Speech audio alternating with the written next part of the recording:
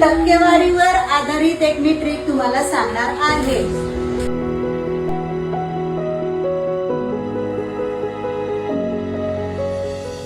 तुम्ही खूप सिम्पल आणि खूप अमेझिंग शिकवता. म्हणजे कुठेही तुमचा असा शोषा नाहीये, काही नाहीये. माझ्या वर्गामध्ये ट्रायपॉड आहे. 25 मुलं आणि 25 मुली.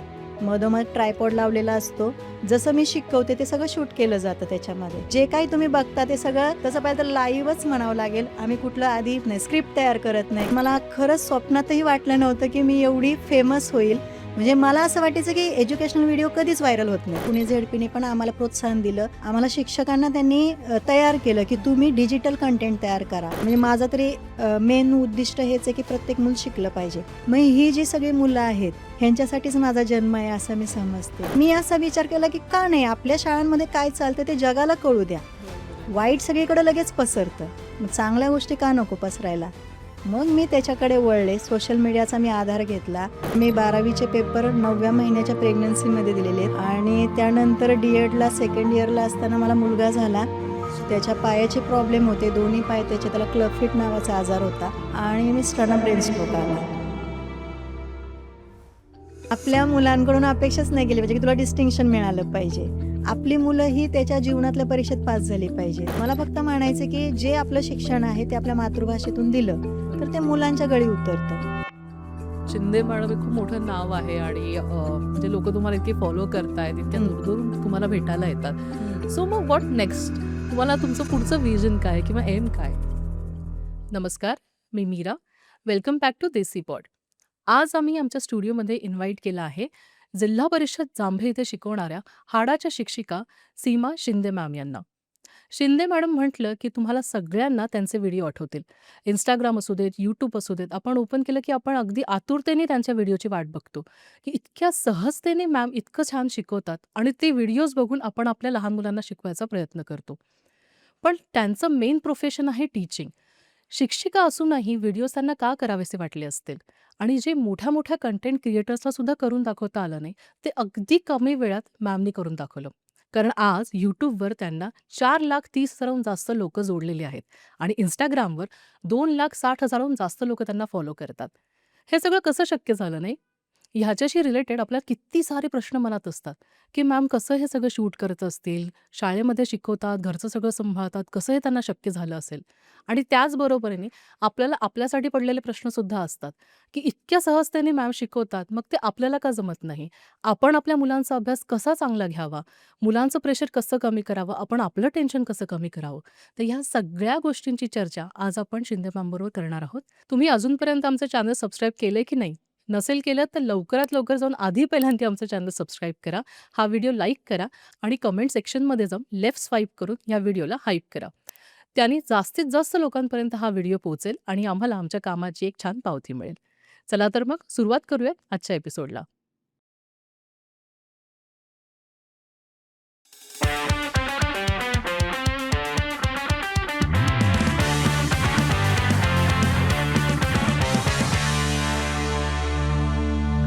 नमस्कार Shinde madam, welcome to Desi pod. नमस्कार. कसं वाटतंय तुम्हाला? कसा वाटतं आमचा स्टुडिओ? खूप छान. म्हणजे पहिल्यांदाच मी एवढ्या मोठ्या स्टुडिओमध्ये आलेली आहे. तसं रेडिओ मिर्चीवर झाला होता माझा छोटासा पॉडकास्ट, पण हा अतिशय अजून चांगला होईल असं मला वाटतंय. येस, नक्कीच मॅम. तुमचे व्हिडिओज इतके म्हणजे मी तर बघतेच, आमचे सगळे व्ह्युअर्स तुम्हाला बघत असतात इन्स्टावर, यूट्यूबवर सगळीकडे. पण असं ना समोरासमोर बसून तुमच्याशी अशा दिलखुलास गप्पा मारायचा आज योग आलाय. म्हणजे I am seriously very, very happy. आणि इतक्या गोष्टी तुम्हाला विचारायच्या आहेत, की आता मला असं आलं की मी आता कुठून सुरुवात करू आणि कुठे शेवट करू. हं, पण म्हणजे ना तुम्ही कंटेंट क्रिएटर आहात, आता हं, आहातच ऑब्व्हियसली. हं. पण ते काय तुमचं इंटेन्शन नव्हतं. बरोबर, तुम्ही हाडाच्या शिक्षिका आहात, राईट? बरोबर. आणि मग तुम्ही ह्या क्षेत्रामध्ये कशा काय आल्यात? म्हणजे हे तुमचं इंटेन्शन नसताना सुद्धा तुम्ही कसं व्हिडिओज बनवायचं ठरवलं? खरं तर कोविड-19 जो महामारीचा काळ गेला आपला कोरोनाचा, त्या काळामध्ये जी माझी मुलं होती शाळेतली, त्यांना शिकवण्यासाठी मला असं योग्य प्लॅटफॉर्म मिळत नव्हतं. म्हणजे Google Meet असू द्या, Zoom मीटिंग असू द्या, माझ्या मुलांकडे मोबाईल नव्हते. मग ऑनलाईन मीटिंग घ्यायची कशी, कुठल्या वेळेला घ्यायची आणि जरी मी गावाच्या जवळ राहत असले तरी मी शाळेत जाऊन मुलांना गोळा करू शकत नव्हते. कारण त्यावेळेस खूप स्ट्रिक्ट वातावरण होतं. मग मी यूट्यूबवरचे व्हिडिओ बघितले, ते पाठवायला सुरुवात केली. पण ते काय मला एवढे खास वाटले नाही. मग मी स्वतःचेच व्हिडिओ तयार करायला लागले, ते पाठवायला लागले. पण त्याच्यात स्टोरेजचा प्रॉब्लेम व्हायला लागला.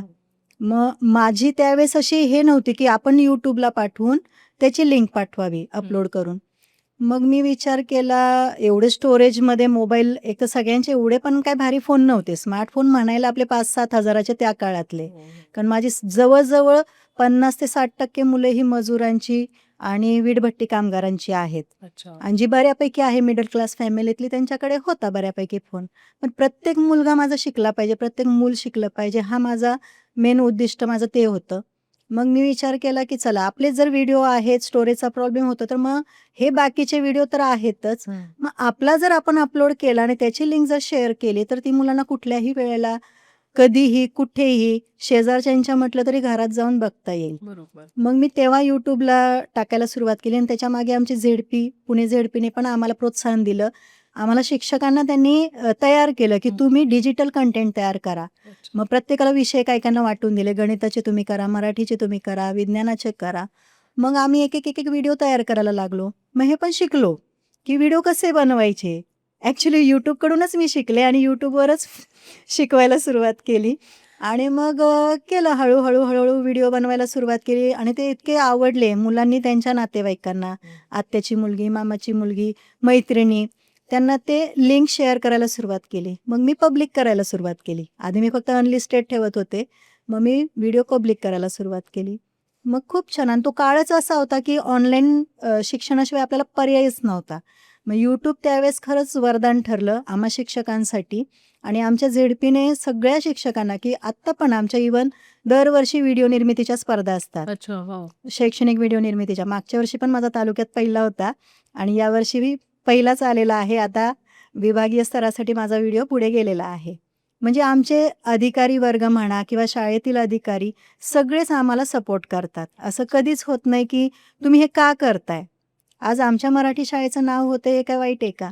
आणि सोशल मीडिया असा आहे, की या प्लॅटफॉर्मवर जर मी माझ्या शाळेविषयी सांगत असेल, तर ते जगभरात पसरते. हो. केवळ महाराष्ट्रात किंवा पुण्यापुरतं नाही, पुणे जिल्ह्यापुरतं नाही, तर पूर्ण जगभरातून ह्या सगळ्या गोष्टींचं कौतुक केलं जातंय. याचा मला आनंद वाटतोय. म्हणजे त्यावेळेस मी कोविडमध्ये सुरू केलेलं कार्य, नंतर मी बंद केलं 2 वर्षांनी. नंतर जेव्हा शाळा सुरू झाल्या, त्यावेळेस मी पूर्ण बंद केलं होतं. माझ्या सासऱ्यांना डिमेन्शिया झाला होता. सासूबाई कोविडमध्ये गेल्या. मग तो जो काळ होता, वर्ष, 1.5 वर्षाचा, तो माझ्यासाठी जरा त्रासदायक होता. मग मी म्हटलं आता शाळा सुरू झाली आहे, मग आता काही गरज नाही. परत 47,000 सबस्क्रायबर सोडून मी अक्षरशः 2 वर्ष शांत बसले. मग परत मुलानेच मला सुचवलं, "अगं तू व्हिडिओ का नाही बनवत आहे? एवढे तुझे सबस्क्रायबर आहेत." मग मी विचार केला, अरे शाळा सुरू झाली, आता कोण माझे व्हिडिओ बघणार? मग त्यानेच मला सुचवलं, की तू जे छोटे-छोटे उपक्रम घेतेस, कोडी घेतेस किंवा खेळ घेतेस, ते घेत जा आणि शॉर्ट व्हिडिओ टाकत जा. पण शॉर्ट व्हिडिओ पण खूप महत्त्वाचे आहेत, हो. जे एका मिनिटामध्ये बरंच काही सांगून जातात. नाही, आणि कसं आहे ना मॅम, की मुलांचा उलटा अटेन्शन स्पॅन कमी असतो. सो बरोबर. ह्या शॉर्ट व्हिडिओमध्ये ना त्यांना पटकन असं, की हां, छोटं हां, आहे, हे कळलं, हे असं करायचंय, हं. आणि मग त्यांना अजून गोडी निर्माण होते, की हे करायचंय पुढे जाऊन. बरोबर. तुम्ही आता मगाशी म्हणालात, की शाळांनी पण तुम्हाला ट्रेनिंग दिलं. तर मग ह्या ट्रेनिंगमध्ये काय-काय इन्व्हॉल्व होतं? म्हणजे व्हिडिओज बनवणं, एडिटिंग, हे सगळं तुम्हाला त्याचं म्हणजे शिकवलं गेलं हं. शाळे थ्रू, की मग तुम्ही जसं म्हणाल, की YouTubeवरनं तुम्ही शिकलात, की कॉम्बिनेशन करून केलंत? कसं हं. केलं? तसं आम्हाला शिकवलं नाही. म्हणजे बऱ्यापैकी ते म्हणायचे कोर्सेस करा वगैरे. पण मी YouTubeमधूनच शिकले, की how to make educational videos. मी अशी सर्च करायचे अच्छा. आणि आमचा एक टीच ट्यूबर्स नावाचा एक Facebookचा ग्रुप होता. त्याच्यामध्ये मी ॲड झाले. मग त्याच्यामध्ये आमच्यासारखे जे शिक्षक आहेत, जे YouTube चालवत होते किंवा त्याच्यावर व्हिडिओ अपलोड करत होते, ते आम्हाला एकमेकांना, म्हणजे सगळ्या ग्रुपमधल्यांना ते गाईड करायचे, की असे व्हिडिओ तयार करा, असे थंबनेल लावा त्या काळात. असे व्हिडिओ अपलोड करा किंवा त्याला असं कॅप्शन टाका किंवा हे करा, ते करा. मग खरी सुरुवात तेव्हाच झाली. बरं. पण शॉर्ट व्हिडिओला आत्ता मागच्या वर्षीपासून सुरुवात झाली आणि मला खरंच स्वप्नातही वाटलं नव्हतं, की मी एवढी फेमस होईल. म्हणजे मला असं वाटायचं, की एज्युकेशनल व्हिडिओ कधीच व्हायरल होत नाहीत. एज्युकेशनल व्हिडिओ म्हणजे थोडंसं त्याच्याकडे दुर्लक्ष केलं जातं. आजकाल तुम्ही बघताच आहे, की YouTubeवर म्हणजे डान्स असेल किंवा कॉमेडी असेल, थोडंसं मनोरंजनात्मक असेल, तर ते लोकं बघतात, तिथं थांबतात. पण एज्युकेशनल व्हिडिओ बघतील ह्याचा मला विश्वासच बसत नव्हता. मग यूट्यूबवर शॉर्ट्स व्हिडिओ टाकायला मी सुरुवात केली. वर्षभरात माझ्या जवळजवळ 4 लाख सबस्क्रायबर झाले. पण इन्स्टा आणि फेसबुकवर मी ॲक्सिडेंटली आले. कुणीतरी माझं फेक अकाउंट बनवलं. काय सांगताय? फेक हो, अकाउंट फेक तुमचं पण? अकाउंट. माझं बापरे! नाव माझं, माझा आयडी म्हणजे जे काय म्हणतो आपण त्याला, तुमचा फोटो, फोटो, डीपी सगळं? हां. जो लोगो असतो आपला चॅनेलचा तो सुद्धा चोरला होता. बाप. आणि आहे असं शिंदे मॅडम नावाने माझं इन्स्टावर त्याने पेज बनवलं आणि फेक अकाउंटला 69,000 फॉलोअर्स होते अरे बाप! एका महिन्यात. मग मी विचार केला की अरे बापरे, जर असं होऊ शकतं तर हे सारखंच घडणार. हो. आणि मी इन्स्टावर टाकण्याच्या माझ्या डोक्यात पण नव्हतं की आपण इन्स्टावर नकोच टाकायला, कारण तिथं सगळी तरुण पिढी आहे. मेन ऑडियन्स आपली लहान मुलं आहेत ज्यांना आपल्याला टार्गेट करायचंय. मग ह्या मोठ्यांना दाखवून काय उपयोग आहे, आपले खेळ म्हणा, अभ्यास म्हणा. मग सायबर क्राईम गुन्हा नोंदवला हो. आणि रिपोर्ट केला आणि ते चॅनल बंद केलं. ते अकाउंट बंद केलं Instagramचं. आणि मग हे म्हणाले की हे असं सारखंच होत राहणार. तू आता एकदा फेमस झाली की तुझ्या नावाने फेक अकाउंट बनतच राहणार. मग असं कर, अर्धा तास अजून जास्तीचा दे आणि फेसबुक आणि इन्स्टावर पण टाकत जा. मग काय, मग झालं. मग इन्स्टावर सप्टेंबरमध्ये सुरुवात केली आणि आज डिसेंबर एंडिंगला माझ्या इन्स्टाला पण जवळ 2,60,000 फॉलोअर्स आहेत. हो, amazing. फेसबुकला 1,80,000 काहीतरी आहेत. म्हणजे अक्षरशः मला बघायला पण वेळ नाहीये किती वाढलेत, किती पटीने वाढलेत, पण वाढतायत. कमेंट आणि ह्यांना कमी नाहीये. भरपूर कमेंट करतायत. म्हणजे लोकांना ते आवडते. मस्त. तुम्हाला सिल्वर प्ले बटन पण मिळालं ना मॅम? हो, हो. आणि मग ते मिळालं तेव्हाचे तुम्हाला खूप काय? खूप आनंद. म्हणजे एक मराठी स्त्री शिक्षिका, जिल्हा परिषद शाळेमध्ये शिकवणारी, कुठलंच बॅकग्राऊंड नाही आणि कुठलंच नॉलेज नाही यूट्यूबचं म्हणा किंवा कुठलंच. फक्त ते टीचट्यूबर म्हणून आमचा जो ग्रुप आहे त्यांच्याकडून थोड्याफार गोष्टी कळायच्या. बरोबर. पण त्यांच्यामध्ये पण सिल्वर प्ले बटन मिळणारे 1-2च आहेत आमच्या ग्रुपमधले. मग त्यातली मी ठरावी पात्र म्हणा किंवा मला मिळावं, हा आनंद खूप मोठा होता माझ्यासाठी. Amazing. आणि माझी मुलं तर त्यापेक्षा, माझ्यापेक्षा जास्त माझी मुलं उड्या मारत खूप जल्लोषात त्यांनी स्वागत केलं. आणि एक म्हणतो ना आपण, एक कमर्शियल बाजू नाही मला बघायची. मला फक्त माझी शाळा, माझी मुलं ही लोकांपर्यंत पोहोचवायची. बरोबर आहे. तेवढ्यासाठीच माझी धडपड आहे की मराठी शाळा काय आहे, जिल्हा परिषद खास करून काय आहे, ह्या शाळांमध्ये कसं शिक्षण घडतं हे मला लोकांपर्यंत पोहोचवायचंय. सगळे माझे शिक्षक पोटतिडकीने शिकवतात, हो. पण व्हिडिओ बनवत नाहीत. हाताच्या बोटांवर मोजणे इतके की ज्यांना ह्याची आवड आहे, व्हिडिओ बनवणं, एडिटिंग करणं, अपलोडिंग करणं. मग त्याच्यामुळे ते त्यांच्या वर्गातले उपक्रम त्यांच्या वर्गापुरतेच मर्यादित राहतात. पण मी असा विचार केला की का नाही, आपल्या शाळांमध्ये काय चालतं ते जगाला कळू द्या. बरोबर आहे. वाईट सगळीकडे लगेच पसरतं, मग चांगल्या गोष्टी का नको पसरायला. मग मी त्याच्याकडे वळले. सोशल मीडियाचा मी आधार घेतला. इन्स्टा, फेसबुक, यूट्यूब सगळीकडे मी टाकायला सुरुवात केली. पण मॅम म्हणजे तुम्ही शाळेमध्ये शिकवता, शिक्षिका आहात. तुम्हाला म्हणजे पुष्कळ वेळ तुमचा शाळेत जातो आणि शाळा म्हटलं की शिकवणं तर आहेच आहे, पण त्याच्या बरोबरीने शिक्षकांना बरीच अजूनही कामं असतात. म्हणजे भरपूर. मुलं शाळेत जातात, शाळेत काय 12 ते 5 असेल, जी काय वेळ असेल ती झालं की मुलं घरी येतात, पण शिक्षकांना अजून आहे पेपर तपासणं आहे, बनवणं आहे, अभ्यास त्यांचा डिसाईड करणं आहे आणि त्याच्या व्यतिरिक्त अत्यंत म्हणजे बरीच कामं असतात. बरीच. प्लस घर आहे. घराच्या रिस्पॉन्सिबिलिटीज असतील तुम्हाला. तर भरपूर. मग ह्याच्या बरोबरीने व्हिडिओज बनवणं आणि एडिट करून अपलोड करणं, तुम्ही वेळ कसा मॅनेज करता? वेळ तसं पाहिलं तर पहिली गोष्ट माझी जॉईंट फॅमिली आहे. माझ्या फॅमिलीचा पहिल्यापासून मला फुल सपोर्ट प्रत्येक कामात. आम्ही जावा म्हणजे सगळे दीर जाऊ आम्ही एकत्र असतो. अच्छा. आम्ही कामं वाटून घेतलेली आहेत. त्याच्यामुळे सकाळचा स्वयंपाक मी केला की संध्याकाळचा जावेला करावा लागतो. माझी जाऊ अश्विनी शिंदे, संध्याकाळचा सगळा स्वयंपाकाचा ताबा तिच्याकडे असतो. त्याच्यामुळे मला भरपूर वेळ मिळतो. मग त्या वेळेमध्ये मी आणि लकीली माझी बदली जी आहे ती माझ्याच गावात झालेली आहे. अच्छा. माझा प्रवासाचा वेळ पूर्णपणे हे झालेला आहे, कमी झालेला आहे. मी 10 मिनिटात घरी पोहोचते. त्याच्यामुळे माझा संध्याकाळचा वेळ मी सार्थकी लावते, वाया घालवत नाही. सही आहे. आपण आता थोडंसं मागे जाऊयात. म्हणजे शिक्षण क्षेत्रात यायचं हे तुमचं पहिल्यापासूनच ठरलं होतं की त्याच्यातही तुम्हाला काही स्ट्रगल करावा लागला की इथे यायचंय, जॉब करायचा आहे, आधी लग्न करायचंय? कारण आता बऱ्याच गोष्टी असतात. त्या स्त्रीला जॉब करायचा आहे म्हटल्यानंतर खूप गोष्टींच्या थ्रू जावं लागतं. तर मग तुमचं कशी होती जर्नी? तसं पाहिलं तर माझी जर्नी म्हणजे माझं शिक्षण खूप स्ट्रगलमधून झालेलं आहे.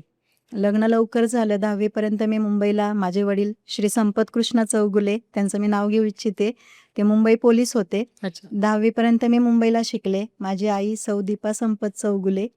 ह्या दोघांनी मला खूप छान शिक्षण, संस्कार दिले. पण ज्यावेळेस माझं लग्न झालं आईची पण इच्छा होती मी शिक्षिकाच व्हावं, माझी पण इच्छा होती मी शिक्षिकाच व्हावं आणि मला माझ्या आत्याच्याच घरी दिलेलं आहे. अच्छा. तर माझ्या मिस्टरांनी आईला शब्द दिला होता, की मी तुमच्या मुलीला शिकवेन. जरी लग्न लवकर झालेलं असलं, तिचं डी-एड किंवा ती शिक्षिका झालेली नसली तरी. मग लग्न झाल्यानंतर मी खूप स्ट्रगल केलाय. तुम्हाला सांगायला म्हणजे मला हे वाटेल थोडंसं, विश्वास बसणार नाही तुमचा. मी 12वीचे पेपर 9व्या महिन्याच्या प्रेग्नन्सीमध्ये दिलेले आहेत. ओ. आणि त्यानंतर डी-एडला सेकंड इयरला असताना मला मुलगा झाला. अच्छा. त्याच्या पायाचे प्रॉब्लेम होते. दोन्ही पाय त्याचे, त्याला क्लब फीट नावाचा आजार होता. दोन्ही पाय आतमध्ये वळलेले होते. ते करत असतानाच मिस्टरांना हार्ट अटॅक आला. तरी देखील मी डी-एड पूर्ण केलं, थांबले नाही. त्यावेळेस मी कॉलेजमध्ये सेकंड होते. 12वीला मी कॉलेजमध्ये फर्स्ट होते. वाव. म्हणजे सेकंड, फर्स्ट, थर्डमध्येच राहायचं. ही जी जिद्द होती माझी, ती मी कधी सोडली नाही. आताही मी एम-एडला पण बी-एडला पण कॉलेजमध्ये सेकंड, थर्ड अशीच आहे. म्हणजे मला एवढंच म्हणायचं की जिद्द आणि चिकाटी असेल ना, तर कुठलंही संकट तुम्हाला थांबवू शकत नाही आणि वेळ तुम्हाला आपोआप मिळणार. आवड असली की सवड मिळते. मला शिक्षणाची आवड होती. तेव्हा मी सवड काढून मी पहाटे 3ला उठून अभ्यास करायचे. मग घरचं सगळं आवरून कॉलेजला जायचे. आल्यानंतर मुलांचं बघायचे. माझ्या आत्याने मला सांगितलं होतं, की तुला संसार करत-करत शिक्षण करायचंय. त्याच्यामुळे असं काही वेगळं नव्हतं, की आधी शिक्षण करून घ्या, मग मुलं होतील वगैरे असं काही नाही. शिक्षण सुरू असतानाच मला मुलं झाली आहेत आणि ती आता एवढी मोठी आहेत, की तुम्हाला विश्वास बसणार नाही, ती BSc ॲग्री म्हणजे कॉलेज लेव्हलला आहेत. Amazing. आणि बऱ्याच गोष्टी म्हणजे मिस्टरांच्या तर खूप म्हणजे त्यांच्यात हेल्थ इश्यूज खूप होते. मी मगाशी सांगितलं डी-एडला असताना त्यांना हार्ट अटॅक आला होता. म्हणजे तो काळ खूप वेगळा होता. 2004 साली अशा परिस्थितीतून माझं जाणं खूप मोठं चॅलेंजिंग होतं माझ्यासाठी. तरी पण मी शिकत राहिले आणि आता रिसेंटली माझ्या मिस्टरांना 2019मध्ये महाराष्ट्र राज्य पोलीस महासंचालक रिवॉर्ड मिळाला. वाव. म्हणजे पिंपरी चिंचवडमधले पहिले पोलीस होते ते, की ज्यांना पोलीस कर्मचाऱ्याला पोलीस महासंचालक रिवॉर्ड मिळतोय. आणि 3च महिने म्हणजे तो आनंद माझ्यासाठी खूप खूप म्हणजे खूप मोठा होता माझ्यासाठी. आणि मिस्टरांना ब्रेन स्ट्रोक आला. ब्रेन स्ट्रोक आल्यानंतर 15 दिवस जवळ-जवळ ते मला ओळखत नव्हते. बापरे. टोटली मेमरी त्यांची लॉस्ट झाली होती. मुलांना नावं विचारली तर सांगता येत नव्हती. घरातलं सगळं वातावरण डिस्टर्ब झालं होतं. सासरे त्यात आजारी, सासूबाई थोडं बऱ्यापैकी म्हणजे त्यांना वय असल्यामुळं नव्हतंच जमत. मग ह्या सगळ्या जबाबदाऱ्या माझ्यावरच, घरातली थोरली सून म्हणून. पण तरी पण त्या 15 दिवसाचा काळ मला माझ्या देवावर विश्वास होता, की नाही हा काळ जाणार आहे. फक्त ती वेळ येऊ द्यायची नाही आपल्याला. हा काळ जाणार आहे, परत सगळं सुरळीत होणार आहे. आपल्याला फक्त संयम बाळगायचा आहे. आणि झालं 15-20 दिवसांनी बऱ्यापैकी ते नॉर्मल झाले. 3 महिन्यांनी अजून चांगले झाले. पण अजूनही त्यांचं शब्दांमध्ये गोंधळ आहे. म्हणजे त्या स्ट्रोकमुळं त्यांची जी मेमरी लॉस्ट झालेली आहे, डॉक्टर म्हणतात की ती लॉस्ट झाली. सेल्स बर्न झाल्यात. त्या काही परत येऊ शकत नाही. मग ते असं कपाला कधी चावी म्हणतात, मोबाईलला रिमोट म्हणतात. मग मी समजून घेते. म्हणजे अजूनही आम्हाला त्या गोष्टीतून जावंच लागते. पण तरी पण नाही, हे मला म्हणतात तू शिक. त्याच्यानंतर म्हणजे बी-एड, एम-एड, BA, MA ह्या सगळ्या गोष्टी माझ्या मिस्टरांनी मला हे केलेलं आहे, की तू तुझी शैक्षणिक अर्हता वाढव. बरोबर. नोकरी तर मला होतीच. 12वी डी-एड झाल्यानंतर मी नोकरीला लागलेलीच होती. मला काहीच गरज नव्हती. हो.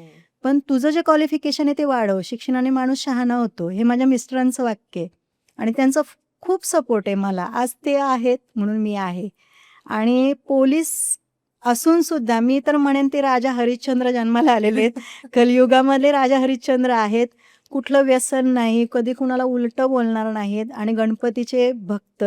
जेव्हा स्ट्रोक आला होता, ICUमध्ये माझे मिस्टर फक्त आणि फक्त गणपती स्तोत्र म्हणायचे. त्यांना ते विसरलं नाही कधी. त्यामुळे माझ्या गणपती बाप्पावर खूप श्रद्धा आहे आणि प्रत्येक गोष्टीत मी म्हणजे आराध्य दैवत जे म्हणतो आपण, त्याला मी स्मरण करूनच माझं काम सुरू करते. आणि ह्या गोष्टींना पण जरी मला आता वेळ कमी असला, तुम्ही म्हणता की हे कसं करता, ते हो. कसं करता. आमच्या डी-एडच्या रानडेबाई म्हणायच्या, की आराम म्हणजे कामात बदल. अच्छा, सही आहे. हां. हे भारी आहे. त्या म्हणायच्या की हे बघ असं लोळत पडणं किंवा टीव्ही पुढं बसणं, झोपणं ह्याला आराम नाही म्हणत. तुम्ही हे काम केल्यानंतर त्याच्यात बदल करून दुसरं काम केलं पाहिजे. त्याला आराम म्हणायचा. आणि ते Yes. पक्क भिनलंय माझ्या डोक्यात. मला अजून आठवत नाही की मी अशी उगीचच लोळत पडलेली आहे. कधी टीव्ही किंवा मोबाईल बघण्यात जास्तीचा वेळ घालवला आहे. दुसऱ्यांचा कंटेंट बघण्यापेक्षा मी माझा कंटेंट बनवण्यात जास्त बिझी असते. कमाल आहे. त्याच्यामुळे हे सगळं आपोआप होत राहिलं आणि मी एवढी सगळ्यांपर्यंत पोहोचले. आणि hats off to you ma'am. म्हणजे इतक्या अडचणी आल्यानंतर तुम्ही खचून नाही गेलात, तर इतक्या जिद्दीने उभं राहिलात आणि त्याच्या मागे किती म्हणजे तुम्हाला स्ट्रॉंग बनावं लागलं असेल. बऱ्याच वेळेला असंही होतं की आपण फक्त एक चेहरा मुखवटा समोर लावतो की मी खूप हं, स्ट्रॉंग आहे. हं. आतल्यात ते तुम्हाला किती खात असेल हे आय कॅन जस्ट इमॅजिन की काय गोष्टी थ्रू तुम्ही गेल्या असाल. पण तरीही आज शिंदे मॅडम बनून तुम्ही म्हणजे आहातच आणि इथे बसला आहात. इट इज बिकॉज की तुमची जिद्द. जिद्द, सिरियसली कमाल आहे. कारण नाही जिद्द आणि चिकाटी. सिरियसली चिकाटी. नाही तर सोडून देतात. बरेच जण असतात की टॅलेंट आहे, एज्युकेशन आहे, सोयी-सुविधा असतात लोकांकडे, पण तरीसुद्धा ते इतकं छान काम नाही करू शकत, जे आज तुम्ही करून दाखवलंय. सिरियसली मस्त. आणि सगळ्यात महत्त्वाची गोष्ट म्हणजे स्वतः जर केलं, तर आपल्याला म्हणजे दुसऱ्यावर विसंबून राहावं लागत नाही. हो. ह्याच्यासाठी हे व्हिडिओ बनवणं स्वतः मीच एडिटिंग करते, मीच अपलोडिंग करते. जे काय आहे ते सगळं मीच करते. मी तेच तुम्हाला विचारणार होते की एवढं सगळं तुमचं आता म्हणजे एवढा व्यस्त तुम्ही असता, हां. तर मग तुमची काही टीम आहे का, की जी तुम्हाला मदत करते किंवा एडिटिंग टीम आहे किंवा कॅमेरा कोण हँडल करतं? कसं तुम्ही करता हे सगळं? नाही, माझ्या वर्गामध्ये ट्रायपॉड आहे. 25-25 अशी 50 मुलं असतात. 25 मुलं आणि 25 मुली. मधोमध ट्रायपॉड लावलेला असतो. जसं मी शिकवते ते सगळं शूट केलं जातं त्याच्यामध्ये. अच्छा. फक्त थोडंसं घरी गेल्यानंतर एडिटिंग का करावं लागतं, शाळेचं बांधकाम सुरू आहे. त्याच्यामुळे कधी गाड्या येतात किंवा मुलं येतात शेजारच्या वर्गातली, अचानक काही निरोप येतो. मग मला तेवढा पार्ट घरी गेल्यानंतर एडिट करावा लागतो. पण जे काही तुम्ही बघता ते सगळं तसं पाहिलं तर लाईव्हच म्हणावं लागेल. आम्ही कुठलं आधी अ, अ, हे करत नाही, स्क्रिप्ट तयार करत नाही, की आपल्याला असा व्हिडिओ बनवायचा आहे, आपल्याला हे असं बोलायचं आहे. आत्तापर्यंत तरी एखादा खेळ असेल तर मी सांगते, की तुम्हाला हे असं करायचं आहे बरं का, बरोबर. आणि इथं कॅमेरा आहे, थोडंसं ह्याच्याकडे बघून बोला. हे थोडंफार मी मुलांना सांगते. आणि आज माझी मुलं पण एवढी फेमस झाली, म्हणजे अनिरुद्धला कुठल्या कुठे हो. अनिरुद्धचं गाणं आवाजावरून त्याला ओळखतात, की हा अनिरुद्ध आहे, ही ओवी आहे, ही संस्कृती आहे. हो. माझी मुलं नावानिशी सगळ्या जगभर प्रसिद्ध झालेली आहेत. मला खूप आनंद होतो. कारण आज माझ्या मुलांचं जे नाव होतंय किंवा शाळेचं नाव होतंय, त्याला मी कुठेतरी कारणीभूत होतीये, की माझ्याकडून हे काहीतरी सत्कार्यच घडतंय, की जेणेकरून ही मुलं या लेव्हलला पोहोचलेली आहेत. त्यांचं पण स्टेज डेअरिंग वाढलेलं आहे. कॅमेरा फ्रेंडली झाले ते. मोबाईल फ्रेंडली म्हणावं लागेल मला. कॅमेरा नाही आहे आमच्याकडे. मोबाईल असतो. मोबाईलच्या समोर मुलं बोलतात, करतात. काही अडचण नाही. मस्त. हं. मॅम ह्याच्यावरनं ना मी तुम्हाला शिक्षणाबद्दल आपण बोलायचं झालं तर आजकाल सगळ्याच म्हणजे मुलांना एक तर खूप प्रेशर आहे अभ्यासाचं. बरं. कारण काळ बदलत चाललाय तसं डिमांड बदलत चालली आहे. खूप अभ्यास वाढत चाललाय हं. आणि मुलांना प्रेशर आहे आणि त्याच्यामुळे त्याच्या कैक पटीने जास्त टेन्शन आई-वडिलांना असतं, बरोबर. की मुलांची तयारी कशी करून घ्यायची, अभ्यास कसा करून हं, घ्यायचा. हं. तर ह्याच्याबद्दल तुम्ही काय सांगाल, की कसं त्यांची तयारी करायला पाहिजे मुलांची? आपल्या मुलांकडून अपेक्षाच नाही केली पाहिजे, की तुला डिस्टिंक्शन मिळालं पाहिजे. आपली मुलं ही त्याच्या जीवनातल्या परीक्षेत पास झाली पाहिजेत. आज एक नागरिक म्हणून किंवा एक घरातला कर्ता म्हणून जर मुलगा असेल तर त्याला घर सांभाळायचं आहे, मुलगी असेल तर तिला पण संसार करायचा आहे. मग ह्या सगळ्या गोष्टीत आपल्या जीवनात उपयोगी पडतात. शिक्षण वाया जात नाही. मग तुम्ही भविष्यामध्ये नागरिक म्हणून जेव्हा घडणार आहात किंवा वागणार आहात, त्यावेळेस या शिक्षणाचा तुम्हाला फायदा झाला पाहिजे. मग असं काही नाही, की तुमचा मुलगा डॉक्टर, इंजिनिअरच झाला पाहिजे किंवा आणखीन चांगल्या लेव्हललाच गेला पाहिजे. तो दुसरं एखादं काम करून सुद्धा चांगल्या प्रकारे जीवन जगू शकतो. त्याची आवड महत्त्वाची आहे. त्याच्या पर्सेंटेजला काहीच नाही.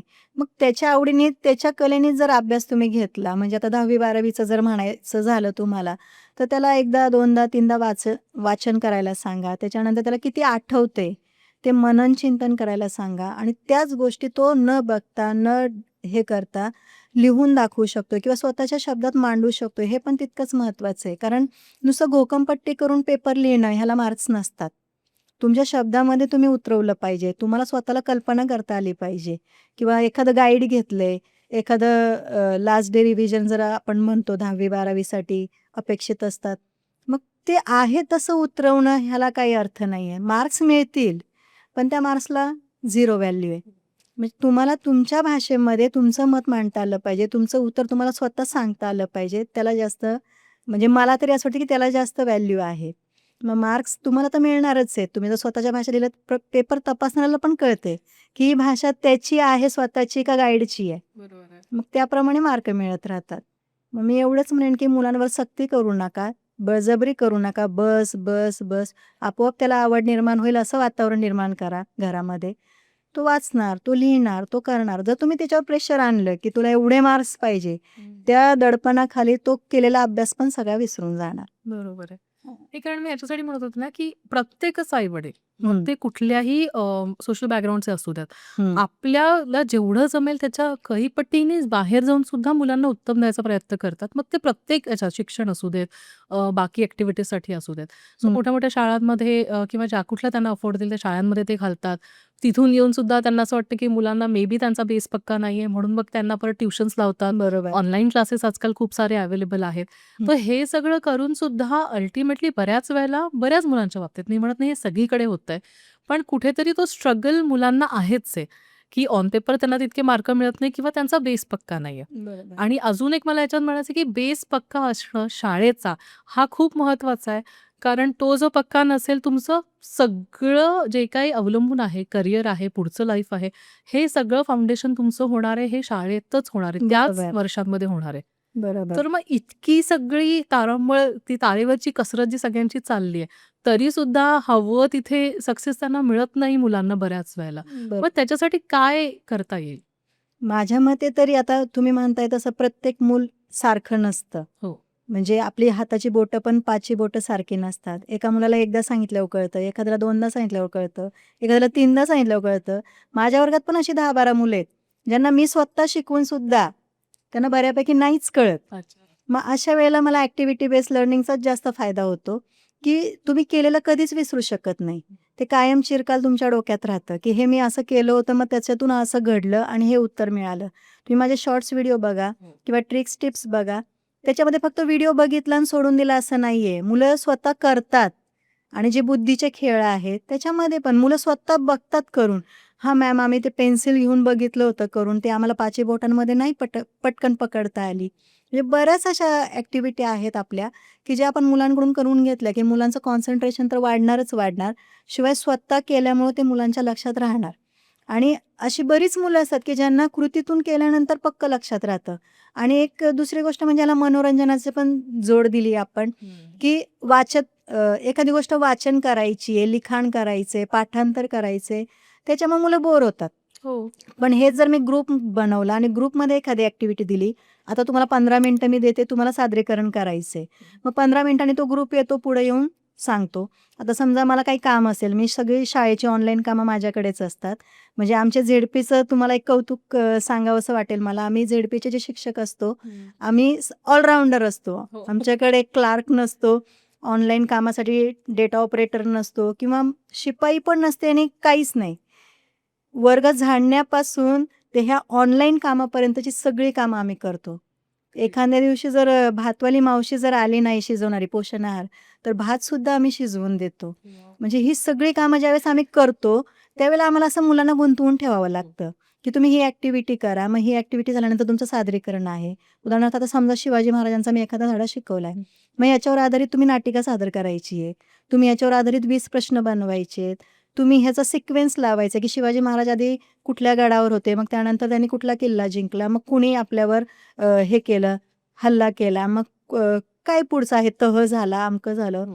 मग ह्या सगळ्या गोष्टी मुलांना मग ते स्वतः विचार करायला लागतात, की हां आपल्याला हे सांगायचं आहे म्हटल्यावर आपण वाचलं पाहिजे. आणि मग ग्रुपमध्ये असल्यामुळं जी मुलं मागे असतात अभ्यासामध्ये त्यांना कमीपणा वाटत नाही, कारण त्याचा जो जोडीदार असतो तो त्याला सांभाळून नेतो. आणि ग्रुपमध्ये सगळ्यांना बोलायचं असतं, त्यामुळे तो थोडी 4 ओळी का होईना बोलण्यासाठी तयारी करतो.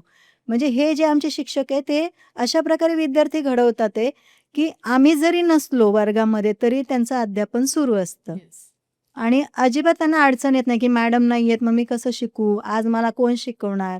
किंवा आता माझा हा जो वेळ आहे तो असा वाया जाणार? अजिबात नाही. आणि मुलं घरी पण राहत नाही पहिली गोष्ट.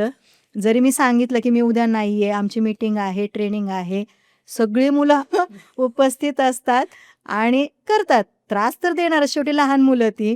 गोंगाट वगैरे असतो, पण अभ्यासही तितकाच मन लावून करतात. अशी माझी मुलं आणि माझे झेडपीचे शिक्षक आणि माझे अधिकारीसुद्धा. माझे शाळेचे मुख्याध्यापक स्वतः माझ्या हे व्हिडिओ बनवण्यासाठी त्यांचा पूर्ण सपोर्ट आहे मला. आणि मी लेखी परवानगी पण घेतलेली आहे. वर्गामध्ये शूट करायचं आहे म्हटल्यानंतर मी त्यांची परमिशन घेतलेली आहे. आमचे गट शिक्षणाधिकारी मॅडम आहेत. तुम्हाला सांगायला आवडेल मला, मागच्या महिन्याभरामध्ये एक तृतीयपंथी व्यक्ती माझ्या शाळेमध्ये आली होती, अच्छा. खास मला भेटायला. वाव. आणि ती व्यक्ती मला भेटून गेली. मी थोडीशी गोंधळलेली होते, की त्यांच्याबरोबर कसं बोलावं? कसं म्हणजे बरं. फोटो तरी कसा काढावा? आणि कुठल्या गोष्टीवर बोलावं? आणि ती व्यक्ती निघून गेल्यानंतर गट शिक्षणाधिकारी मॅडम आल्या.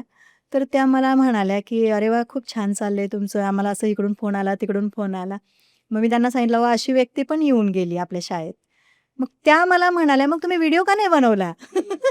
त्या मला म्हणत होत्या, की "मॅडम अहो, असे व्हिडिओ तर जास्त लोकांपर्यंत पोहोचले पाहिजेत." बरोबर आहे. की एक तृतीयपंथी व्यक्ती तिला काय गरज आहे आत्ता गणितं शिकण्याची किंवा कोडी बघण्याची आणि संसार वगैरे म्हणजे बाबा माझ्या मुलांना शिकवायचंय म्हणून जसं जनरली महिला वर्ग बघतो माझे व्हिडिओ, तसं पण काही नाही. पण त्यांना पण आवड निर्माण झाली आणि त्यांना शाळेत येऊन खास तुमचं कौतुक करावंसं वाटलं. ही केवढी मोठी गोष्ट आहे. ही जगापर्यंत जायला पाहिजे होती. म्हणजे माझे सगळे अधिकारी शिक्षणाधिकाऱ्यांपासून अ, तो पण एक मला किस्सा सांगायचा आहे. मुंबईच्या एक नामांकित कॉलेजमधल्या प्रोफेसर मॅडम आहेत, अच्छा. गोंधळेकर मॅडम म्हणून. बरं. त्यांना माझ्याशी बोलायचं होतं, पण त्या Insta, Facebook वापरत नाहीत. त्यामुळे त्यांना काय मला प्रायव्हेटली मेसेज करता नाही आला. मग त्यांनी शिक्षणाधिकाऱ्यांना फोन लावला. तिकडून गट शिक्षणाधिकाऱ्यांचा, गट विकास अधिकाऱ्यांचा नंबर घेतला. बापरे! तिकडून त्यांनी मग ग्रामपंचायतच्या ग्रामसेविका मॅडमचा नंबर दिला आणि त्यांनी मग माझा नंबर दिला. म्हणजे त्यांना काय वाव. गरज होती फोन उचलून सांगायची, की "हां, ह्या नंबरवरून तुम्ही कॉल करा, तुम्हाला मॅडम भेटतील" म्हणून. मग एवढं त्या मॅडमनी दिव्य केलं माझ्याशी हो. बोलण्यासाठी आणि आमच्या पण सगळ्या अधिकाऱ्यांनी सगळ्यांशी कॉन्टॅक्ट करून देऊन माझा शेवटी त्यांच्यापर्यंत नंबर पोहोचवला. म्हणजे हे कुठेतरी अ, जोगी गोष्ट आहे. वाखाणण्याजोगी गोष्ट आहे, की आपल्या एका मराठी शाळेतील शिक्षिकेचा सगळीकडे प्रचार होतोय, प्रसार होतोय आणि आपण काहीच वाईट करत नाहीये. आपण फक्त ज्ञानाचा प्रसार करतोय आणि ते पण फ्रीली. Yes, actually. मॅम तुम्ही आत्ता जे सांगितलं, की इतकं सगळे एफर्ट्स तुम्ही घेतात, म्हणजे हं. शाळेमध्ये सगळे शिक्षक, तुम्ही पण आणि तुमच्याबरोबर काम करणारे सगळे जिल्हा परिषदेचे शिक्षक, हं. की कामं तर तुम्हाला प्रचंड आहे, शिकवणं आहे, त्याच्या व्यतिरिक्त एवढाली कामं असतात. हं. मग इतके उत्कृष्ट शिक्षक असून सुद्धा महाराष्ट्रातल्या बऱ्याच ठिकाणी मराठी शाळा बंद पडतायत. मग असं का होतंय? बंद पडतायत असं म्हणता नाही येणार आपल्याला. कारण अजून तरी आपल्या ज्या मराठी शाळा आहेत त्या सुरूच आहेत. हो. आमच्याकडे मागे 20 पटाच्या शाळा बंद होणार, बंद होणार म्हणून चाललं होतं. पण अजूनही बंद झालेल्या नाहीयेत. अच्छा. तिथं अजूनही शिक्षक आहेत, शाळा सुरू आहेत. फक्त पट कमी असल्यामुळे त्या शाळांकडे असं बघताना म्हटलं जातं, की शाळा बंद पडत आहेत. पण जिथं गाव आहे तिथं जिल्हा परिषदची शाळा आहे म्हणजे आहे आणि शिक्षकही आहे. तिथं शिक्षणाचं काम केलं जातंय. म्हणजे ज्या एकदम दुर्गम शाळा आहेत पश्चिम पट्ट्यातल्या, तर आमचा मुळशी भाग आहे तो पश्चिम पट्टा जर तुम्ही पाहिला, तर तो खूपच दुर्गम भाग आहे. रायगड बाउंडरीवरचं शेवटचं गाव आदरवाडी. मग त्या गावांमध्ये काय होतंय बऱ्यापैकी जी तरुण पिढी आहे ती नोकरीसाठी म्हणजे आपल्या उदरनिर्वाहासाठी शहराकडे वळलेली आहेत. मग त्या गावामध्ये म्हातारा-म्हातारी म्हणजे जी थोडीशी वयस्कर लोकं आहेत तीच आहेत. मग तिथं मुलांचा पाटाचा प्रश्न येणारच. मग तिथं एकदम मोठी शाळा इंग्लिश मीडियमची जरी तुम्ही बांधली तरी तिथं पण तो पट असणारच आहे तेवढाच. कारण तो प्रश्न तिथल्या लोकसंख्येचा आहे. आणि जे आपल्यासारख्या आता ह्या पूर्व पट्ट्यातल्या शाळा हिंजवडी, मान, मारुंजी, आमची जांभे शाळा. आम्ही आय-टी पार्कच्या जवळचे आहोत, शहराच्या जवळचे आहोत. आमचा हिंजवडीचा पट 1,500 आहे. मानचा पट 1200 किंवा 1,500च्या आसपास असेल. आमची शाळा मी जेव्हा आले तेव्हा 143 पट होता काहीतरी 139. अच्छा. आज तो 315 वर गेलेला आहे. वाव. म्हणजे हे आम्ही करतोय, धडपडतोय, काम करतोय म्हणून घडते. बरोबर. मग ही जी मुलं आहेत, ही आहेत गरिबांची. त्यांच्यासाठी तर आम्ही काम करतोच आहे. पण त्यांचा आम्ही एक विश्वास पण संपादन केलेला आहे. मिडल क्लास जी मुलं आहेत, मिडल क्लास फॅमिलीमधून आलेली, ते एवढा पैसा देऊच शकत नाही शिक्षणासाठी. किंवा एकदम मजूर घरातली किंवा वीटभट्टीवरची, ते पण एवढा पैसा देऊ शकत नाही. मग मराठी शाळेमध्ये ते जिल्हा परिषदेच्या शाळेमध्ये शिकवतात, कॉर्पोरेशनच्या शाळेमध्ये शिकवतात. मग शाळा तर बंद पडलेलीच नाहीये. बरोबर. शिक्षक 2 मुलांसाठी पण शाळेत जातात आणि शिकवण्याचं काम करतात. त्यांना असं हे नाहीये, की 10, 15, 20 मुलं असतील तरच तुम्ही त्या शाळेवर काम करायचं असं कुठंच नाहीये. प्रत्येक शाळेवर शिक्षक आहे आणि शाळा सुरू आहेत. फक्त पटाची अडचण आहे. मॅम आणि इन्फ्रास्ट्रक्चर बद्दलचं बोलायचं झालं, की कंपॅरिझनवर जायचंच नाहीये मला, कारण आपण ते करणं योग्य राहणारच नाही. हं. पण मराठी शाळांमध्ये जे बाकीच्या शाळांपेक्षा ॲज कम्पेअर्ड टू इन्फ्रास्ट्रक्चर खूप कमी असंही बोललं जातं, हं. बघितलंही जातं, की डिजिटल क्लासरूम्स नाहीये किंवा लॅब्स कमी असतील किंवा कॉम्प्युटरच्या लॅब्स कमी असतील. तर मग हे चित्र कुठे बदलतंय असं दिसतंय, की अजूनही स्ट्रगल करावाच लागतो शाळांना? नाही, बदलतंय. आत्ता जे आपल्या लोकसहभागातून तर भरपूर होते, पण आपली जिल्हा परिषद पण भरपूर खर्च करते. अच्छा. तुम्ही जर प्रस्ताव दिला तर आमच्या 6 खोल्या मंजूर झालेल्या आहेत. 3 खोल्यांचं बांधकाम झालेलं आहे. 3 खोल्यांचं आता बांधकाम सुरू होतंय. अच्छा. म्हणजे ह्या ज्या गोष्टी आहेत थोडीशी धडपड करावी लागते. हं. त्याचं ते प्रस्ताव करावा लागतो, जावं लागतं, ह्याला त्याला भेटावं लागतं आणि ते काम आमचे मुख्याध्यापक अतिशय उत्तमरित्या पार पाडतायत. म्हणजे थोडा वेळ द्यावा लागतोय. अच्छा. मग तुम्हाला या पूर्वपट्ट्यात तर भरपूर एन-जी-ओ आहेत, जे स्वतःच्या CSR फंडातून पण आपल्या शाळेला मदत करतात. जिल्हा परिषदच्या शाळा खरंच रूप बदलतायत. म्हणजे ते रात टाकली, कात टाकली त्या प्रकारे आधीची जी शाळा होती, अशी 4 भिंती आणि उतरत्या छपराची, तशी तुम्हाला तर खूप कमी बघायला मिळेल. एकदम ग्रामीण भागात आहेत तशा. पण तुम्ही जसं-जसं शहराजवळ जाल, तशा शाळा सुंदर होत चाललेल्या आहेत. व्हर्चुअल क्लासरूम आलेले आहेत. वर्ग पण आपले जे आहे डिजिटल क्लासरूम झालेले आहेत. आमच्या शाळेमध्ये पण 15 कॉम्प्युटर आहेत. कॉम्प्युटर लॅब तयार केलेली आहे आम्ही. बऱ्याच गोष्टी आम्ही शाळेतून देण्याचा प्रयत्न करतोय. म्हणजे असं नाहीये की जिल्हा परिषदची शाळा म्हटल्यानंतर काही नाही, तिथं काहीच होत नाही. तुम्ही एकदा येऊन बघा शाळेत. तुम्ही जर स्वतः अनुभवच घेतला नाही, तर तुम्हाला काय कळणार? ह्याचं त्याचं ऐकायचं आणि कमेंट करायची किंवा बोलायचं. याच्यात काहीच अर्थ नाहीये. तुम्ही जेव्हा स्वतः याल, स्वतः बघाल की शाळेत कसं शिकवलं जातं. आता जे माझे विद्यार्थी आहे, जे माझे पालक आहेत, तुम्ही जाऊन विचारा त्यांना, की त्यांच्या मुलांमध्ये काय प्रोग्रेस आहे. आता CBSE मधून आलेला जो मुलगा होता, त्याच्या आईचा मला नेहमी रिप्लाय असतो, की तो स्वतःहून करतोय. विहानला अभ्यासाची गोडी लागलेली आहे. तो प्रत्येक गोष्ट स्वतः करतोय. वॉव! याच्या मागे तो जेव्हा शाळेत होता, मला आता वाद घालायचा नाहीये, म्हणजे इंग्लिश मीडियम म्हणा, मराठी मीडियम म्हणा. मला फक्त म्हणायचं की जे आपलं शिक्षण आहे ते आपल्या मातृभाषेतून दिलं, तर ते मुलांच्या गळी उतरतं. म्हणजे आता समजा 4थीचा इतिहास आहे. मग मी शिवाजी महाराजांचा जर इतिहास शिकवायचा झाला, तर मी जर समजा तानाजी मालुसरेंची गोष्ट मला सांगायची किंवा तो एक थरार दाखवायचा आहे सिंहगडाचा, मग तो मी कसा दाखवणार? इंग्लिश मीडियमच्या शाळेमध्ये मी इंग्लिशमधून हे सगळं कसं व्यक्त करणार? जे कथाकथन आहे, जो पोवाड्यातून जे आपली अंगावर जो रोमांच येतो, तो इंग्लिशमधून येऊच शकणार नाही. मग हे मराठी जर तुम्हाला शिकायचं, शिवाजी महाराजांचा इतिहास शिकायचा, तर तो मराठी माध्यमातूनच शिकावा, असं मला म्हणायचंय. कारण शिवाजी महाराजांचा इतिहासच मराठी इतिहास आहे. हो. त्याला दुसऱ्या लँग्वेजची जोड तुम्ही दिली, तरी त्याचा इम्पॅक्ट एवढा पडणार नाहीये. म्हणजे इंग्लिश मीडियमला मी नावं ठेवत नाहीये, याचं म्हणजे मला तसं म्हणायचंच नाहीये. पण मातृभाषेतून जर तुम्ही शिकवलं, तर ते बेस्ट राहील. आणि ते मुलांना समजायला खूप सोपं राहील. कन्सेप्ट्स एकदा क्लिअर झाल्या मुलांच्या, बरोबर. मग त्यांचा पाया नक्का पक्का होतो आणि मग पुढे जाऊन त्यांना प्रॉब्लेम येत नाही. बरोबर आणि आपलं कामच आहे पक्का पाया करणं. कारण प्राथमिक शिक्षण हा पायाच असतो. हो. मग तुमचं माध्यमिक, उच्च माध्यमिक शिक्षण बरोबर. सुरू होतं आणि हेच बेस आहे. ह्याच्यावरच पुढे इमारत तयार होणार आहे. जर तुमच्या बेसिकच कन्सेप्ट क्लिअर नसेल, तर तुम्ही काय शिकून पुढे उपयोग आहे?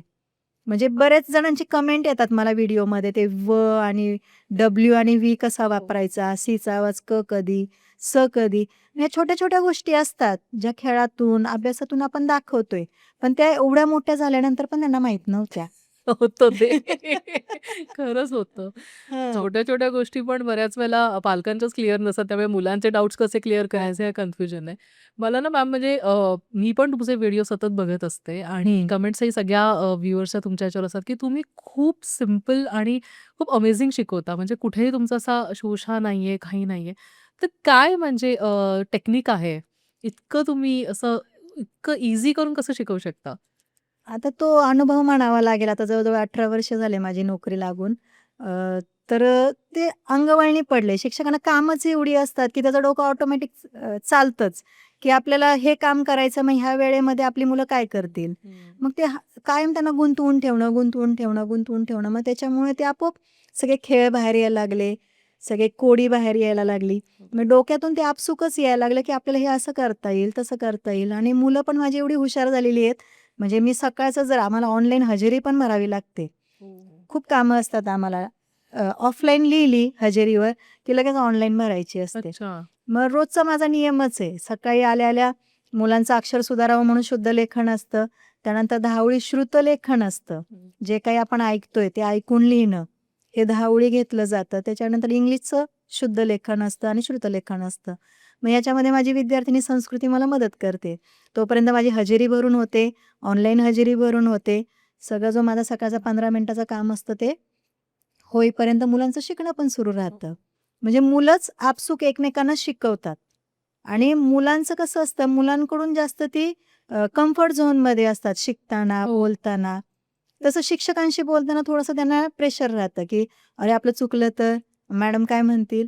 मग तसं माझी मैत्रीण काय म्हणणार नाही, चालेल ते आणि चुकलं तर चुकलं. मग आमचं असतं. मग ते 10 वेळा लिहायचं, त्यात काय चुकलं होतं ते स्वतःच चेक करायचं. आम्ही पान नंबर सांगतो, ह्या पानावरचं श्रुतलेखन घेतलं होतं. मग मुलं चेक करतात आणि त्यांना स्वतःचं स्वयंमूल्यमापन करायची सवय लागते. बरोबर आहे. आज माझ्या वर्गात जर 50 मुलं आहेत, मी प्रत्येक 50 मुलांच्या वह्या नाही चेक करू शकत. 10 ओळी चेक करायचं म्हटलं तरी माझा 1 तास जातो. हो. सगळ्या मुलांचं प्रत्येक अक्षर ना अक्षर आणि ते एवढी प्रामाणिक आहेत, चुकलं तर बरोबर गोल करतातच आणि चुकलेले शब्द पुन्हा लिहितातच.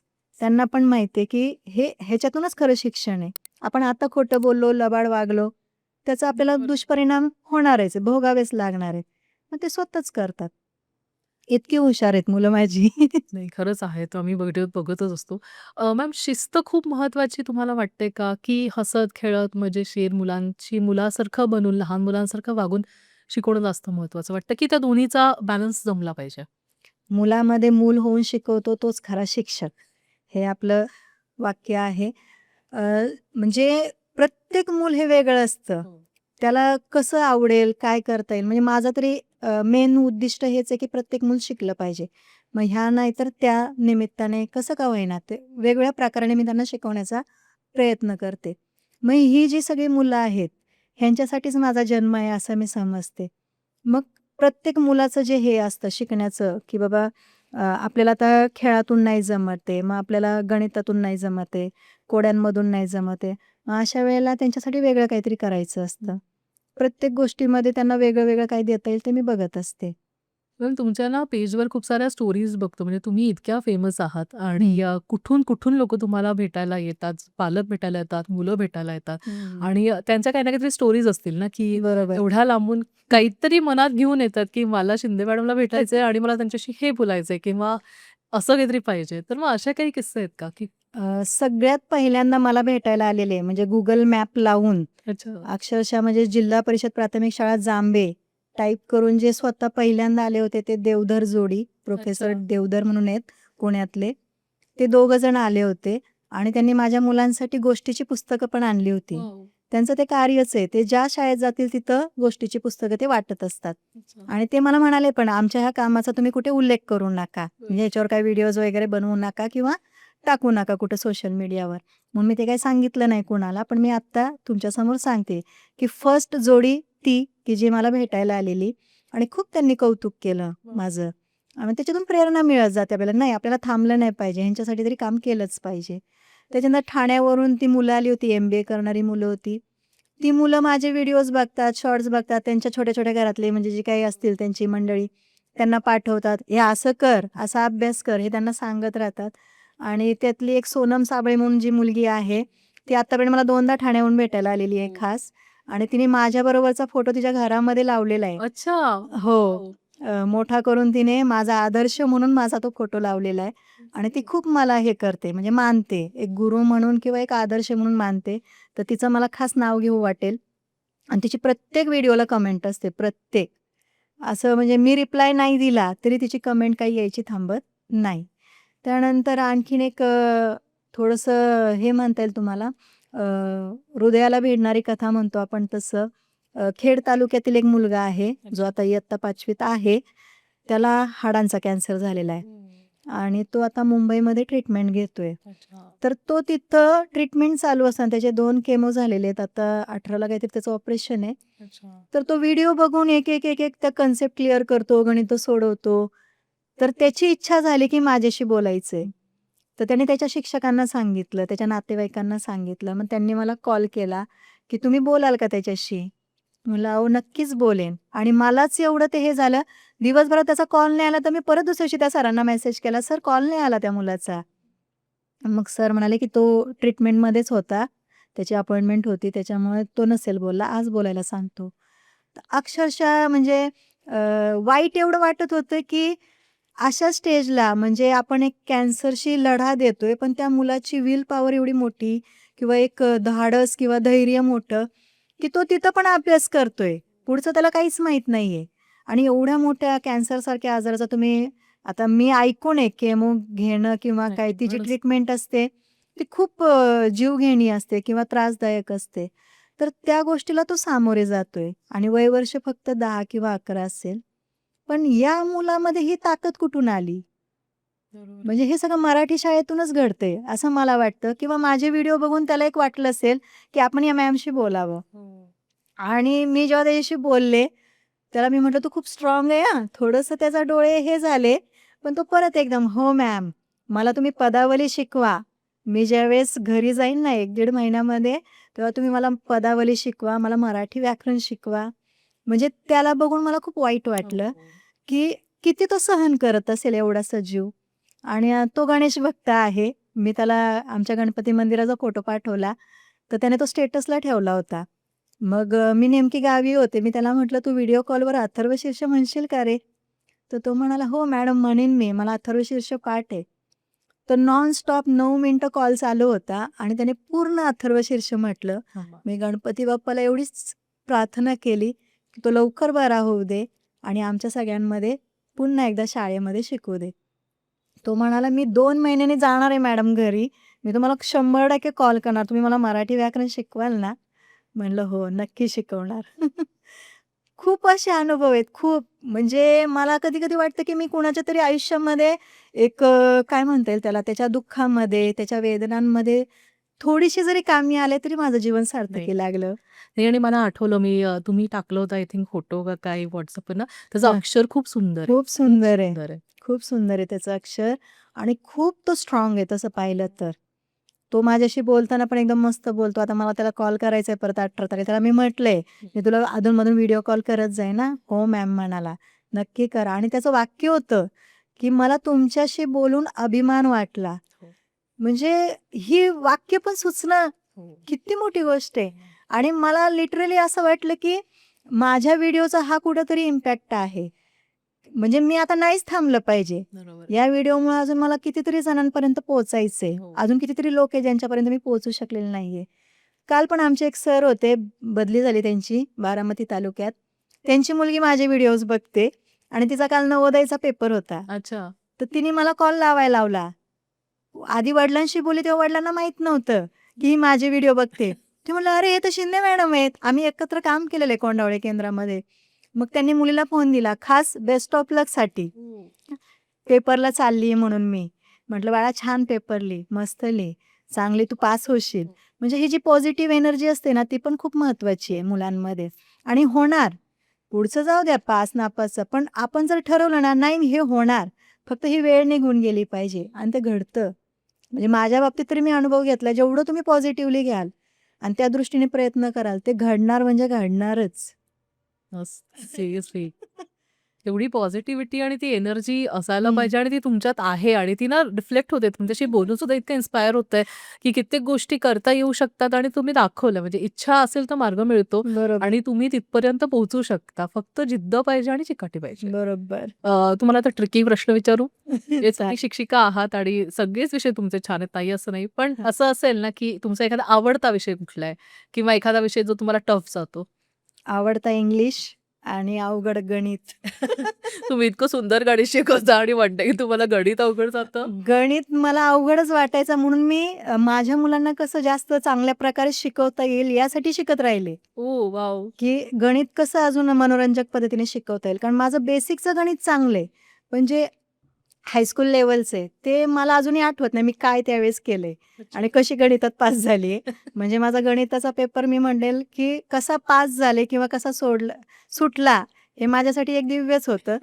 पण माझा नावडता विषय गणितच होता आणि आवडता इंग्लिश. अच्छा. त्याच्यामुळे मी त्याच्यातच एम-ए केलं इंग्लिशमध्येच.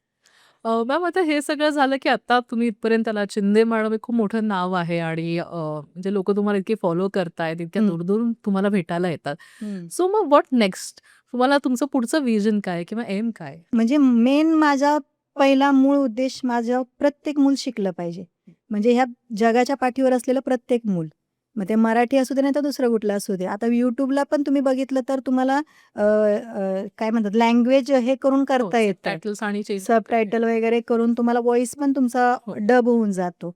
म्हणजे प्रत्येक मूल शिकलं पाहिजे हाच माझा एम आहे. मग ते मोबाईल घेऊन 1 मिनिटाच्या व्हिडिओने काय असं मोठं हे होणार आहे. बरेच पालक असे म्हणतात, की तुम्हीच म्हणता मुलांना मोबाईल देऊ नका. हो. पण असे किती पालक आहेत, की ते खरंच मुलांना मोबाईल देत नाहीत आणि ते स्वतः मोबाईल वापरत नाहीत. जगच हे सगळं मोबाईलवर चाललेलं आहे. मग मी असा विचार केला, की जर आपण शॉर्ट्समधून किंवा या कंटेंटमधून जर मुलांपर्यंत पोहोचलो आपण, ती बघायची जर मुलांना सवय लागली, त्या रील स्क्रोल करायची सवय लागली, तर का नाही त्यांच्यापर्यंत नॉलेज जाणार? आणि हे नॉलेज फ्रीली वाटप करण्याचंच जे साधन आहे ते YouTube, Facebook, Insta आहे. हो. त्याच्यावर मी करण्याचा प्रयत्न करते आणि मला अजून आणखीन भरपूर कंटेंट बनवायचे आणि प्रत्येक मूल निदान प्रायमरी लेव्हलचं जे 7वी पर्यंतचं आपलं पायाभूत शिक्षण आहे, ते प्रत्येक मुलाचं छानपैकी झालं पाहिजे. त्याला कुठलीच अडचण नाही आली पाहिजे. कारण तो बेस आहे. त्याच्यावरच पुढचा इमारतीचा सगळा जो थर आहे तो रचला जाणार आहे. म्हणजे एक सुजाण नागरिक म्हणून माझा प्रत्येक विद्यार्थी हा घडलाच पाहिजे. त्याच्या दैनंदिन जीवनामध्ये त्याला कुठलीच अडचण येता कामा नये. जे काही संस्कार आहेत, ज्या काही चांगल्या-चांगल्या गोष्टी आहेत, ते मी शाळेतून देण्याचा प्रयत्न करतेच आहे. बरोबर आहे. आणि पालकांना पण उद्बोधित करते त्या माझ्या व्हिडिओमधून, की तुम्ही असं वागा. तुम्ही मुलांना वेळ द्या, मुलांना गोष्टी सांगा. तुम्ही जास्त मोबाईल देऊ नका. तुम्ही बघा मोबाईल. कुठलीच गोष्ट 100% आपण नाही सोडू शकत. कारण आज मोबाईल आहे म्हणून तर आपण आहोत. हो. नॉलेज आपल्यापर्यंत एका क्लिकवर पोहोचतंय. मग त्याचा चांगला उपयोग करून घ्या. म्हणजे जसंच दोन्ही बाजू असतात नाण्याच्या, चांगली आणि वाईट, तसं मोबाईलच्या पण चांगल्या आणि वाईट बाजू आहेत. तुम्ही चांगलं घ्या ना, तुम्ही वाईट कशाला घेताय? मॅम आणि सोशल मीडियावर आपण जेव्हा असतात, तेव्हा बऱ्याच म्हणजे पॉझिटिव्ह लोकं बोलणारे असतात, तसेच निगेटिव्ह कमेंट्स पण येतात. हं. तर मग असं तुम्हाला काही फेस करावं लागलंय का, की पर्टिक्युलरली लोकांचा काहीतरी असं म्हणजे कोणी हं. चांगलं काम करायला लागलं, की मागे खेचणारी लोकं असतातच, की अरे नाही त्याच्यामागे ह्यांचा उद्देश हा नसेल, तो नाहीये. तर असं कधी तुम्हाला काही फेस करावं लागलं? आता जवळ-जवळ 99% तरी मला सगळ्या पॉझिटिव्ह कमेंट्सच आलेले आहेत. सगळे चांगलं-चांगलंच म्हणतात, की तुम्ही छान करताय, मस्त करताय, तुम्हाला आमच्याकडून शुभेच्छा. अक्षरशः तुम्हाला दीर्घायुष्य लाभो, असे मला आशीर्वाद मिळतायत. एक कमेंट मी मागच्या आठवड्यात वाचली होती, की झेडपीचा शिक्षक, त्याचा पगार आणि शिवाय Facebookचं इन्कम, म्हणजे त्याचं पेमेंट पण तुम्ही घेणार. मग ही थोडीशी मला खटकली. तर मी सांगू इच्छिते, की Facebook म्हणा, Insta म्हणा, तुम्ही चेक करू शकता, की माझं कुठेही पेड कोलॅबोरेशन किंवा प्रमोशन हा प्रकार नाहीये. मला हे सगळं फ्रीली द्यायचंय. YouTubeकडून जरी मला काही थोडेफार मिळाले, व्ह्यूज आणि वॉच टाईमचे तर मिळतातच, हे सगळ्यांना जगजाहीर आहे. त्याला वेगळे काही अटेम्प्ट्स करावे लागत नाहीत. म्हणजे माझं त्याच्यामध्ये काय म्हणता येईल त्याला, कुठलं असं स्टोअर नाहीये किंवा मी एखादा प्रोडक्ट असा लोकांपर्यंत पाठवत नाहीये, की तुम्ही हा खरेदी करा. तुम्हाला ते बघायलाच मिळणार नाहीये.